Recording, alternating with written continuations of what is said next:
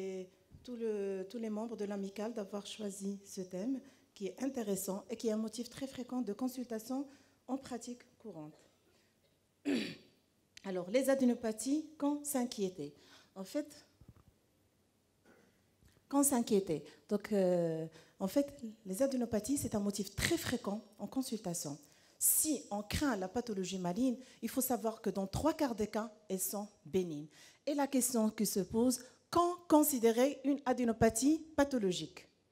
Alors, si on se base sur la définition qui est donnée dans tous les bouquins scientifiques, toute adénopathie qui dépasse 1 cm, et à l'exception des aires inguinales, lorsqu'elle dépasse 1,5 est considérée comme pathologique, on aura plus de 60 à 70% de nos patients qu'il faut bilanter.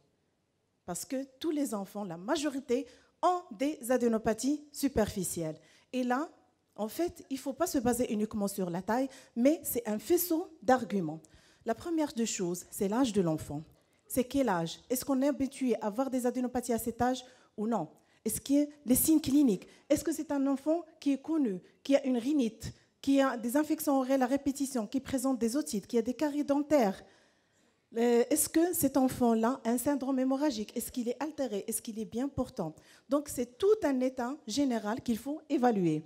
Est-ce qu'il y a des signes inflammatoires? Est-ce que c'est une adénopathie accompagnée d'un syndrome inflammatoire ou non? Et puis, l'évolution. Est-ce que c'est une adénopathie qui vient d'apparaître et elle est en train de progresser rapidement? Ou lorsqu'on demande à la maman, on nous dit ça fait 1 an, ça fait 6 mois qu'elle est là, elle est là, de la même taille, et ça ne nous dérange pas. La localisation, méfiez-vous des localisations. Une adénopathie qui n'est pas bilatérale, qui n'est pas symétrique, qui est cervicale, qui est latéralisée, je dois m'inquiéter. Une adénopathie dans une aire dont je n'ai pas l'habitude, rétro-épitrocléenne, susclaviculaire, au niveau de creux poplité, là je dois m'inquiéter. Et puis la consistance. Quand on palpe, on ne cherche pas que la taille, mais il faut palper l'adénopathie. Lorsqu'elle est dure, pireuse ou fixe, là il y a un problème. L'adénopathie généralement bénigne, c'est comme la balle de ping-pong. Quand vous appuyez, elle a tendance à se déformer un peu. Et surtout, il faut évaluer l'état général de l'enfant. Un enfant bien portant, il faut rester clinicien. Si un enfant bien portant, je ne dois pas trop m'inquiéter. Parce que quand elle est accompagnée d'une maladie inflammatoire ou d'une pathologie tumorale, généralement, l'enfant n'est pas bien. Et les tailles, la taille, lorsqu'il y a une adénopathie de grande taille qui dépasse le 3 cm, là, je dois commencer à douter. Mais 1 cm ou 1,5, ça reste limite. Et la majorité de nos enfants ont ces tailles-là.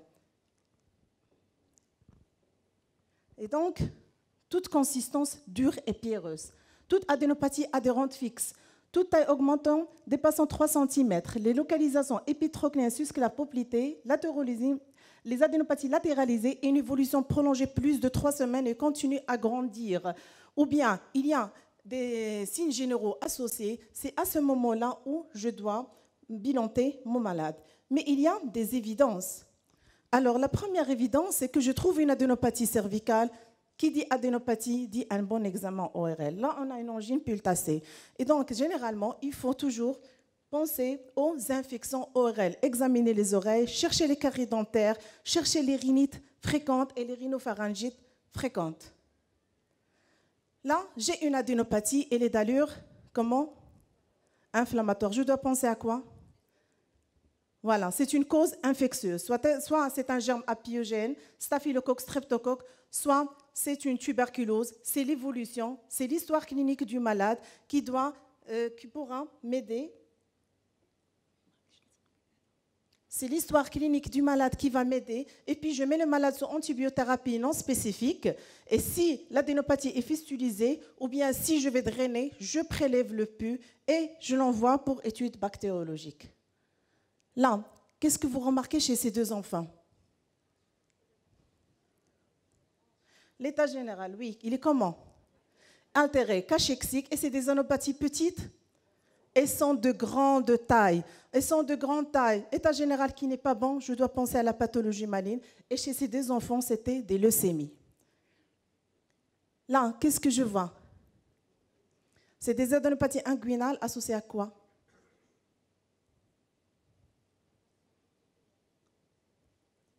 Effectivement, toujours, quand on a des adénopathies inguinales, examinez les membres, examinez les organes génitaux. Il y il y a voilà, le testicule gauche, il y a une masse testiculaire. Et c'était en fait un rhabdomyosarcome testiculaire métastatique. Là, chez cet enfant-là, c'est quoi? Voilà. C'est une adénopathie, c'est un magma, c'est ce qu'on appelle un bulky. C'est une masse latérocervicale qui est énorme, effectivement. Et c'est un enfant qui, généralement, il est bien portant. Mais ça n'empêche d'être bien portant. Mais quand j'ai une taille qui est trop élevée, je dois m'inquiéter. Là aussi, c'est la même chose. C'est une fille qui vient dans le même tableau clinique. Parce que c'est tellement, il reste bien portant que les parents ne s'inquiètent pas et ne partent pas consulter. Ou bien ils consultent chez des médecins qui ne s'inquiètent pas. Et c'est des enfants qu'on reçoit fréquemment. Et là, il faut penser à demander la radiothorax. Et quand on demande la radiothorax, généralement, on trouve des masses médiastinales. Et au scanner, c'est une masse médiastinale antérieure, d'une médiastinale antérieure moyen. Et effectivement, comme a dit Mme Benani, pardon, c'est la maladie de Hodgkin, typique la photo de la maladie de Hodgkin. Et il ne faut pas oublier les urgences, comme a dit le professeur Habibi. Et c'est ça, là, c'est des malades, ce qu'on a montré, c'est on peut les faire diagnostic à l'aise. Mais les urgences. Alors là, c'est un enfant âgé de 6 ans qui présentait une fièvre évoluant depuis 7 jours, fièvre à 39,5-40, et qui a présenté aussi une conjonctivite, une kéylite, et on trouve une adénopathie. C'est un Kawasaki et l'urgence, bien sûr, pour sauver ses coronaires. Et là, c'est typique le syndrome K. Vous voyez la circulation veineuse collatérale au niveau de son thorax avec l'œdème du visage et la gêne respiratoire. C'est un syndrome. Il ne faut pas qu'on laisse les malades traîner comme ça parce que là, il y a risque d'arrêt respiratoire brutal. Alors maintenant, en fait, la question qui se pose toujours, c'est quand bilanter. Donc, quand on a vu sur les photos, certains cas sont évidents. Lorsqu'on a une cause locale, lorsqu'on a une infection généralisée associée, une maladie éruptive, on pense aux causes virales telles que le CMV, l'Epstein-Barr, la rubéole, etc. Lorsqu'on a une tendance, elle est là l'adénopathie, mais quand je vois mon malade par la suite, ou la maman me dit elle est en train de diminuer avant qu'elle n'arrive chez nous, ou bien elle est fluctuante, là, ce n'est pas la peine de bilanter, plutôt il faut rester clinicien. Mais quand je bilante, alors lorsqu'on a tous les critères de gravité que je vous ai montrés, là, il faut un minimum de bilan. La moindre des choses, l'hémogramme. Il ne faut jamais oublier l'hémogramme. Il ne faut pas demander une échographie cervicale sans demander devant une adénopathie, parce qu'un hémogramme peut nous épargner tous les bilans et même les biopsies. Une CRP, une VS, et ne pas oublier la radiographie de thorax, parce que quelquefois, elle peut nous montrer des surprises, notamment les masses médiastinales, les adénopathies médiastinales. Lorsqu'on pense à une tuberculose, on a un pays d'endémie, on demande un bilan physio. Lorsqu'on ne pas oublier la maladie de griffe de chat, toujours demander s'il y a un contact avec les chats ou bien avec les épines végétales. Ou bien, lorsqu'on peut demander carrément des sérologies en fonction de l'orientation clinique. Alors, ce qu'il ne faut pas faire devant une adénopathie, ne pas mettre en jeu le pronostic vital. Ne faites jamais traîner un malade jusqu'à ce qu'il arrive à un syndrome cave supérieur ou il développe un syndrome de lisse tumorale parce qu'il y a un risque de décès. La deuxième chose, il ne faut pas oublier qu'il y a d'autres masses, il y a des diagnostics différentiels. On peut avoir un lymphangiome, on peut avoir un hématome du muscle sternocleidomastoidien, on peut avoir une localisation ectopique du thymus. Donc toujours, on dit que c'est une adénopathie, mais attention, est-ce que ce n'est pas un autre diagnostic différentiel ? Il ne faut toujours jamais retarder la prise en charge. Quand je doute sur quelque chose qui m'inquiète ou bien sur l'humanité, il vaut mieux transférer dans une structure qui a l'habitude et qui a le circuit qui est rapide. Ne pas faire perdre les chances de survie. Et là, je fais allusion à la corticothérapie. Parce que ça va décapiter la maladie, le malade va évoluer à bas bruit. D'une part, on va dénaturer la maladie, la corticorésistance, et puis on peut avoir le malade à un stade tardif. Et enfin, même si c'est une adénopathie, on juge qu'elle est bonne, il n'y a pas de problème. Si on fait une biopsie et tout va bien, toujours réévaluer le malade par la suite. Il peut récidiver et là, on peut tomber sur des surprises. Là, on passe au cas clinique numéro 1.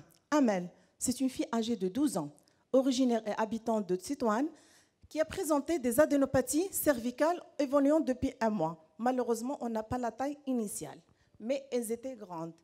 Avec un bilan tuberculeux qui a été demandé par son médecin négatif. Que faut-il demander? C'est ce qu'il y a. L'adénopathie cervicale. Rien. Sur le plan bilan, c'est ce qu'il y a sur l'examen. pardon. Ce qui a été demandé par son médecin, ce n'est pas un frottis, mais plutôt, il a d'emblée fait une biopsie. Il a adressé à Rabat pour faire une biopsie, et c'était un lymphome non hodgkinien de phénotype B. Et donc, à l'admission, elle était en bon état général, avec des polyadénopathies de 2 à 3 cm. Elle avait une cicatrice de biopsie, et le reste sans particularité.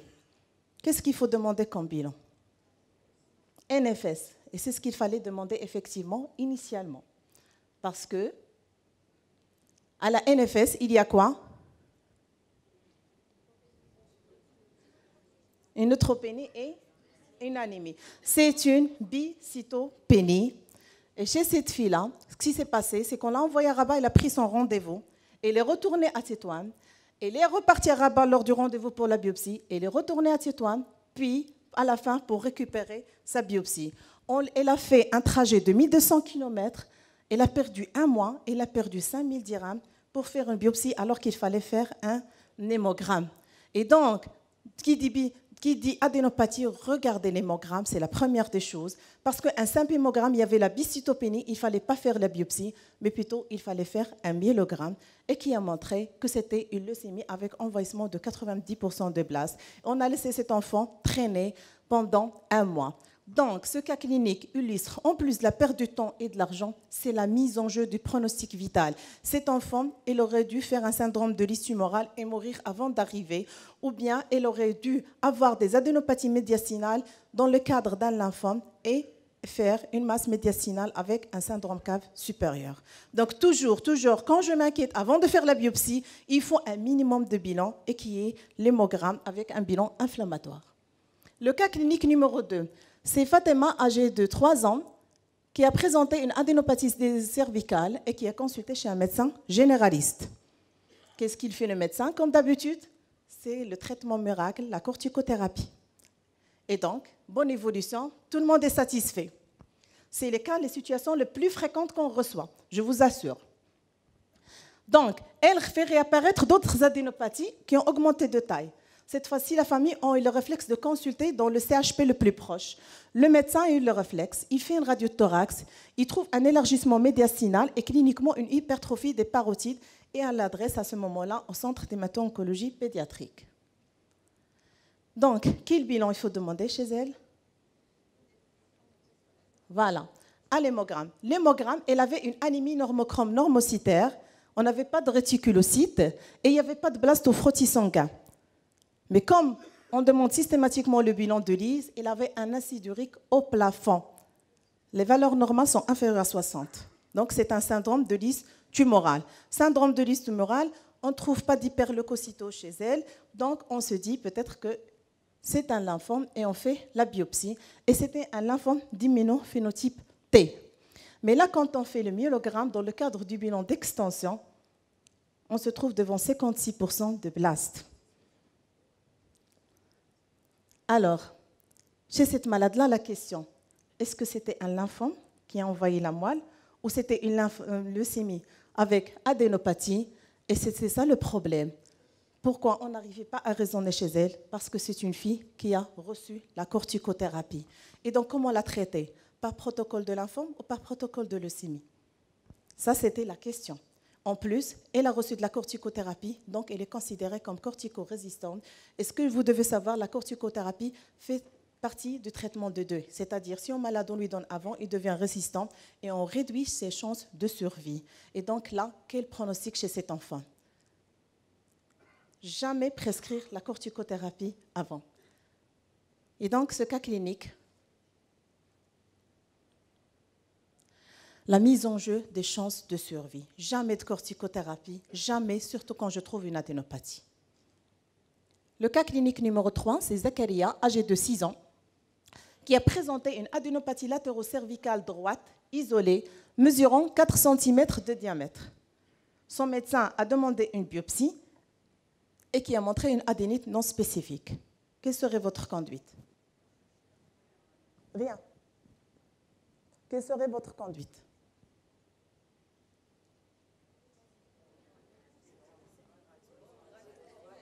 Le bilan initial était négatif. Très bien. il faut surtout surveiller et réévaluer le malade.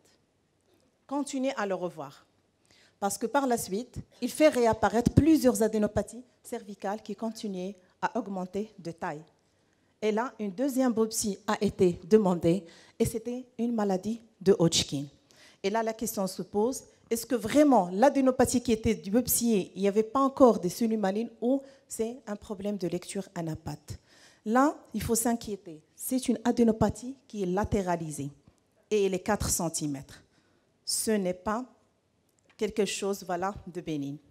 Donc toujours, quand je biopsie un malade chez qui je suspecte et j'ai une adénite réactionnelle, je continue à revoir mon malade et je l'avise qu'il ne doit pas abandonner son suivi. Et la relecture, bien sûr, de la lame qu'on fait nous systématiquement. Donc, toujours, s'il y a un message, c'est toujours réévaluer le malade. Tous les cas sont des cas vrais pour vous rappeler. Alors, là, c'est un message pour les résidents quand ils sont présents, parce que là, on ne le voit jamais sur nos dossiers. C'est les dernières recommandations et depuis, c'est que quand vous examinez un enfant, toujours signez le bonhomme sur le dossier et tracez les adénopathies dans les différentes zones, mettez les mensurations et mettez les dates. Parce que vous étiez de garde, ça se peut après 3 jours, il y a un autre qui va le voir. Soit l'adénopathie a régressé, soit elle a augmenté, soit il apparaît de nouveau, soit même le malade, il sort, il revient. Et là, on peut se rappeler. Toujours, il faut signer un bonhomme. C'est la meilleure façon pour réévaluer le malade. Le dernier cas clinique, c'est Samia, âgée de 8 ans, sans antécédent, qui est présentée des douleurs cervicales pendant une semaine. Et chez qui on met en évidence une masse angulo-maxillaire gauche qui était ferme, qui était douloureuse, sans autre anomalie. Quel est le diagnostic probable? Le principe. C'est quel type d'adénopathie? C'est une adénopathie qui est comment? Qui est douloureuse. Et généralement, c'est les adénopathies infectieuses qui sont douloureuses. Et donc, on lui a fait une échographie. Parce que là, on s'est posé la question, est-ce que ce n'est pas autre chose, ce n'était pas un hématome vu la douleur, etc. Et c'était un magma d'adénopathie nécrosée. Alors, diagnostic possible, tuberculose ou effectivement, donc une cause infectieuse, mais aussi les leucémies peuvent avoir des adénopathies nécrosées. Les lymphomes, ils sont peu probables. Alors, on fait chez elle un bilan biologique. Et tout le bilan biologique était négatif, y compris la tuberculose. Qu'en pensez-vous? Qu'est-ce qu'il faut faire? Alors, avant de faire la biopsie, on est revenu, on a repoussé l'interrogatoire. Très bien. Voilà. On reprend l'interrogatoire, on trouve que la fille, ils ont un chat. Et elle était piquée par un tic. Et on pense à la maladie de griffe de chat. Pardon? Oui. Alors, donc, on fait le test, on donne les antibiotiques, elle a bien évolué. Donc, voilà, s'il y a des messages à retenir, jamais de prescription d'oxycorticothérapie, c'est une faute grave. Tout ganglion palpable chez l'enfant n'est pas forcément une adénopathie, c'est un faisceau d'arguments. Il ne faut pas s'inquiéter, il ne faut pas faire inquiéter l'un des parents, il faut savoir quand je dois m'inquiéter et quand non. Toute adénopathie chez un enfant ne nécessite pas forcément d'autres biopsies. Je dois rester clinicien et je dois voir mon hémogramme. Si une biopsie est indiquée, il vaut mieux qu'elle soit organisée dans un centre de référence, vu que les personnes qui vont lire, en fait, à force de forger, on devient forgeron, surtout les anapathes. Nous, on dépend des anapathes. Et les anapathes n'ont pas eu tout le temps, ils n'étaient pas mis en contact avec les pathologies. Surtout, ce qu'on craint, c'est les pathologies tumorales malignes. Et plutôt, donc voilà, c'est dans ce sens-là. Et dans un contexte de soins, ou dans le contexte d'un réseau de soins, en collaboration avec ce centre, je peux les contacter et leur demander où je peux envoyer cette adénopathie, où vraiment je dois biopsier ou non. Prendre un avis, ça serait mieux qu'avoir une cicatrice, faire perdre du temps et faire perdre de l'argent aux patients. Donc, merci pour votre attention. Voilà. Et avant de clôturer, j'aimerais bien juste vous informer que il y a un guide des urgences en oncologie pédiatrique qui a été établi sous la coordination du professeur Harif. Tous les centres d'oncologie ont participé en écrivant 1, 2, voire 3 chapitres, qui est très pratique et c'est une application qui est téléchargeable, soit sur le site de www.smop.org et elle est téléchargeable aussi sur le téléphone. C'est sur l'application Play Store. Mettez juste urgence en oncologie pédiatrique et vous l'avez avec des conduites qui sont pratiques. Aussi, alors, il y a ce que je voulais vous informer que l'Organisation mondiale de la santé a choisi le cancer de l'enfant comme une priorité de santé publique. Et maintenant, il y a l'initiative Childhood Cancer Global Initiative. L'objectif, c'est que dans les pays à faible ou moyen revenu, le taux de survie des cancers atteint les 60%, parce que dans certains pays, c'est uniquement 10, 20, voire 30%. Et le Maroc a été choisi comme pays pilote pour la région EMRO, et donc pour établir des protocoles, améliorer la prise en charge et ainsi améliorer la survie chez ces patients. Merci. Merci, professeur Ben Miloud et professeur Habibi, donc sur cette intéressante présentation, qui est très intéressante parce que c'est une pratique quotidienne. En tant que pédiatre généraliste, finalement, je dois savoir quelle est l'épidémiologie et quelle est surtout la part de ce qui est malin, de ce qui n'est pas malin. Ça n'a pas été un petit peu précisé, et j'aimerais bien que ça soit précisé à tout le monde, puisque donc nous sommes la plupart des pédiatres généralistes, pour savoir quand est-ce qu'il faut s'inquiéter, tout le temps ou pas du tout. Et si j'ai bien retenu, c'est qu'à chaque fois qu'il y a une adénopathie pathologique, soit par la taille, soit par l'âge et la durée, je pense que la première chose à faire, c'est l'hémogramme, si vous êtes d'accord. C'est l'hémogramme, c'est la porte d'entrée, c'est la première clé, c'est la première porte à franchir. Et en fonction du résultat, soit j'irai directement au myélogramme, si c'est suggestif vraiment, s'il y a une neutropénie, etc., tout ce qui peut suggérer une leucémie. Mais si ça ne suggère pas, peut-être que le myélogramme ne pourra pas être fait. Alors la question que je pose, et qui doit être précisée, quand est-ce qu'il faut ponctionner, quand est-ce qu'il faut biopsier? Alors, pour la ponction, généralement, premièrement, les adénopathies inflammatoires, lorsqu'on pense à une cause infectieuse. Ça, c'est la première des choses. Quand j'ai un hémogramme qui est tout à fait normal, et quand j'ai une adénopathie avec uniquement latéralisée, de grande taille, et je pense à un lymphome, l'idéal, c'est faire la biopsie. Mais avant de faire la biopsie, en plus la radiothorax, je ferai une échographie abdominale. Parce que là, si je tombe sur des adénopathies abdominales profondes, sur un épaississement digestif, c'est un lymphome de Burkitt. Une cytoponction est suffisante pour lire, parce que le lymphome de Burkitt, c'est la seule pathologie maligne qu'on peut lire uniquement sur une cytoponction. Des questions dans la salle? Si, professeur Sarah, le message que je veux passer, malheureusement maintenant, que la plupart des enfants qui ont des adénopathies passent directement chez les LORL directement, et LORL, malheureusement, il ne fait pas d'NFS, ou parfois il ne sait pas lire une NFS, et il passe directement faire la biopsie. Ça, c'est le message à passer. Adénopathie égale un pédiatre qui va l'examiner, qui va l'orienter. La deuxième question, s'il vous plaît, pour les grands enfants, que lorsqu'on a faire le CAVOM, est-ce qu'on, dans cette situation, on va demander un examen oral pour rechercher un CAVOM ou on fait une biopsie, surtout si on a une adénopathie isolée? Alors là, dans le CAVOM, il n'y a pas que l'adénopathie. Généralement, vous avez une symptomatologie. Soit c'est un malade qui présente, il va vous dire « je commence à présenter de ronflements », ou bien il dit « j'ai une gêne en respirer », ou bien il a des épistaxis. Et à ce moment-là, il suffit de faire effectivement un examen par rhinoscopie et on peut faire la biopsie du CAVOM, ou bien tu fais d'emblée une imagerie et là, tu vas se trouver devant la masse du CAVOM.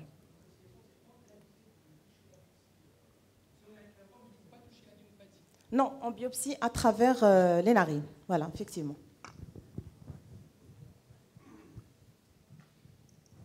Moi, je voulais que vous précisiez la place du bilan inflammatoire qui est souvent demandé avec la numération. Est-ce qu'un bilan inflammatoire correct, normal, sans VS très accéléré, avec une CRP normale ou proche de la normale, est-ce qu'il doit rassurer? Est-ce qu'il y aura une surveillance particulière en fonction de l'état? Alors, effectivement, le bilan, généralement, quand il y a un problème, le bilan inflammatoire, il est perturbé. Maintenant, quand je trouve un bilan inflammatoire, il est normal, je dois revenir à l'arbre initial, ça. Pardon. C'est le cercle qu'on a montré au départ sur le raisonnement. C'est-à-dire, je reprends tout. Est-ce que mon malade est bien portant? est-ce que, voilà, ici, prière d'afficher. Voilà. Est-ce que mon malade, il est bien portant? Est-ce qu'il y a d'autres signes? Ça évolue. Je surveille, je contrôle. Si ça continue à augmenter, il y a un problème. S'il fait apparaître des signes généraux, il y a un problème. Mais si ça reste stable, mon malade, il est bien, je continue juste à le surveiller cliniquement. Et puis, généralement, on a tendance à mettre, les recommandations, c'est mettre une antibiothérapie non spécifique avec ANS et réévaluer après 15 jours. Et généralement, quand elle est satellite un foyer infectieux, elle finira par régresser ou disparaître carrément ou diminuer de taille. Une dernière question. Merci pour ces magnifiques présentations. Ma question de pédiatre de ville, il m'arrive d'avoir des patients adressés par le chirurgien. D'emblée, ils ont consulté le chirurgien pour exérer. C'est le chirurgien qui m'adresse le malade, par exemple pour une adénopathie qui évolue depuis 6-7 mois, diamètre plus ou moins 2,5 cm. J'examine le patient, le bilan NFS, CRPVS, tout est normal, état général excellent. Je trouve des caries dentaires, donc j'adresse pour le soin de caries. Et est-ce que j'ai raison ou je dois m'inquiéter? Il ne fallait pas biopsier. Non, il fallait biopsier. Surtout pas. Voilà. J'appelle le chirurgien, Votre raisonnement il me dit est très j'ai logique. confiance. Donc Voilà. je continue à Heureusement, suivre le patient. heureusement, parce Mais que parfois, je le malheureusement, perds de vue. ce qui se passe, on fait la biopsie, on vous adresse le malade parce que la biopsie est revenue négative. Heureusement, les chirurgiens avec lesquels... Heureusement, heureusement. Ouais, merci beaucoup. Je reviens à la remarque de notre collègue sur l'ORL, et je crois qu'il faut faire une réunion entre pédiatre et ORL, parce qu'il y a 2 semaines, j'ai vu un enfant chez qui un ORL a fait une cicatrice de 5 cm derrière l'oreille. Il a fait un curage ganglionnaire qui était vraiment inutile. Et donc ça, il faut savoir comment combattre cette... Et puis je reviens au titre. Faut-il s'inquiéter? Quand est-ce qu'il faut s'inquiéter? Moi, j'aime pas ce mot. Il est subjectif. Et je pense que faut-il s'inquiéter? Donc s'inquiéter quand c'est malade. Donc nous sommes des oncologues, nous sommes tout le temps inquiets. Je pense quand est-ce qu'il faut trouver un autre terme. S'inquiéter. Hein? Quand est-ce que s'inquiéter? Quand est-ce que ne pas s'inquiéter? Bon, je passe la parole au professeur Sissem pour présenter le prochain orateur. Alors, Merci. je vais me permettre un dernier commentaire, c'est surtout par rapport à l'utilisation de l'échographie cervicale. On sait tous que le diagnostic, c'est un diagnostic clinique, c'est par l'examen clinique. Il y a certains cas vraiment rares où on trouve des adénopathies un peu dures, fixées sous angulo-maxillaire, où on a un doute avec une autre type de masse. C'est la seule indication pour l'échographie. Après, si vous avez le choix de faire une échographie devant des adénopathies cervicales, il vaut mieux qu'elle soit abdominale plutôt que cervicale. Voilà, Merci. alors merci beaucoup et bravo au duo. Bravo, c'est super. Duo de